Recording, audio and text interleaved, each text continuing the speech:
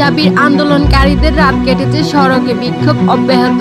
জগন্নাথ থাকলে পূর্ণাঙ্গ হিসেবেই থাকবে, না হয় এই কলেজ রূপী বিশ্ববিদ্যালয়ের কার্যক্রম বন্ধ করে দেওয়া হোক, বলেন এক আন্দোলনকারী। জাবির আন্দোলনকারীদের রাত কেটেছে সড়কে। 3 দফা দাবিতে প্রধান উপদেষ্টার বাসভবন যমুনাতে অভিমুখে পদযাত্রা করা জগন্নাথ বিশ্ববিদ্যালয়ের শিক্ষার্থীরা সড়কেই রাত কাটিয়েছে। রাজধানী কাকরাইলে অবস্থানরত শিক্ষার্থীদের আন্দোলনে সংগতি প্রকাশ শিক্ষার্থীরা ও রাতভর সেখানে অবস্থান করেন। প্রধান উপদেষ্টা তত্ত্ব থেকে দাবি মেনে নেওয়া আশ্বাস না আসা পর্যন্ত কর্মসূচি চালিয়ে নেওয়ার কথা বলছেন শিক্ষার্থীরা।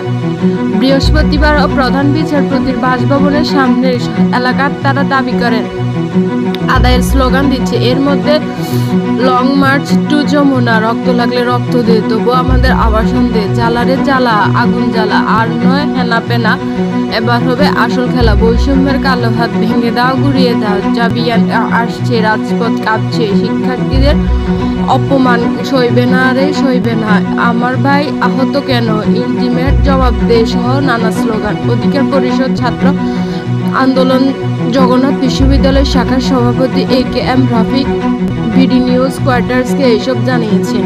গতকাল সাদিয়ার